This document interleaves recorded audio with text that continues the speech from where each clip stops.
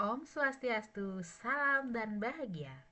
Pada kesempatan kali ini, perkenalkan saya Idewo Ayu Eka Rasminiati, calon guru penggerak angkatan 11 dari Kabupaten Bangli, unit kerja SDN Negeri 53. Kali ini, saya akan memaparkan kesimpulan dan refleksi pemikiran Ki Hajar Dewantara pada tugas koneksi antar materi modul 1.1.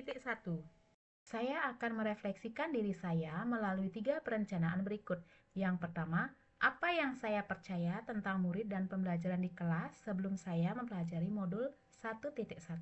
Yang kedua, apa yang berubah dari pemikiran atau perilaku saya setelah mempelajari modul ini. Dan yang ketiga, apa yang dapat segera saya terapkan lebih baik agar kelas saya mencerminkan pemikiran Ki Hajar Dewantara. Saya percaya tentang murid dan pembelajaran di kelas sebelum saya mempelajari modul 1.1, bahwasanya saya sebagai seorang guru masih mendominasi dalam proses pembelajaran. Saya terlalu banyak ceramah dan siswa hanya duduk diam dan mendengarkan. Yang kedua, pembelajaran terfokus pada ketercapaian materi dan KKM, atau mengutamakan aspek kognitif saja. Saya sering lupa bahwa pendidikan bukan hanya soal mentransfer ilmu saja, tetapi sejatinya sebagai seorang guru harus mampu menuntun, membimbing, dan memfasilitasi peserta didik agar mereka berkembang sesuai dengan potensinya, sesuai dengan kodrat alam dan kodrat zaman. Ketiga, guru kurang memahami karakteristik anak. Saya cenderung menyamaratakan kemampuan anak dengan melakukan pembelajaran yang sesuai dengan zona nyaman saya, tanpa memperhatikan perbedaan dari anak. Yang keempat, siswa pasif dan motivasi belajar siswa sangat rendah.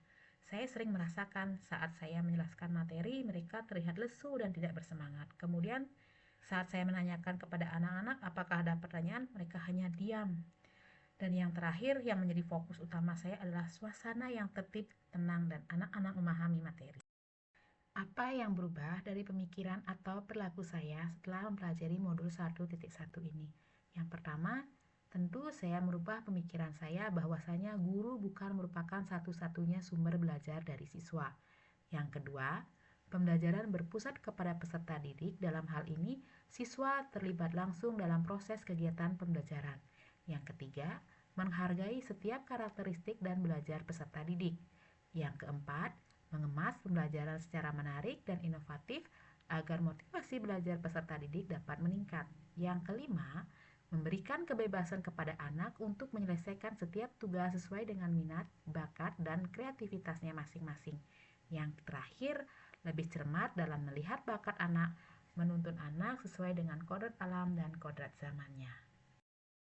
Setelah saya mempelajari modul 1.1 ini, saya dapat merubah perilaku saya antara lain. Yang pertama, merancang pembelajaran yang interaktif dan menyenangkan dengan melibatkan peserta didik. Yang kedua, menerapkan pembelajaran berbasis kearifan lokal dan budaya setempat. Yang ketiga, menerima konsep merdeka belajar dan mengintegrasikan pada setiap pembelajaran dengan pencapaian profil pelajar Pancasila. Yang keempat, pembelajaran yang mengutamakan aspek budi pekerti. Yang kelima, menerapkan sistem AMONG. Dalam hal ini pendidikan bukan menuntut tetapi menuntun. Yang keenam, pembelajaran yang sesuai dengan kodrat alam dan kodrat zaman. Yang ketujuh, mengintegrasikan permainan di dalam setiap proses pembelajaran. Dari refleksi filosofis pemikiran Ki Hajar Dewantara dapat disimpulkan bahwa pendidikan adalah menuntun anak berkembang sesuai dengan kodrat alam dan kodrat zaman. Pendidikan bukan hanya terkait ilmu akademik, melainkan adanya penanaman budi pekerti. Pendidikan itu bahwasanya berhamba kepada anak. Dalam hal ini, guru memberikan kebebasan kepada anak untuk berkembang sesuai dengan potensi yang dimiliki.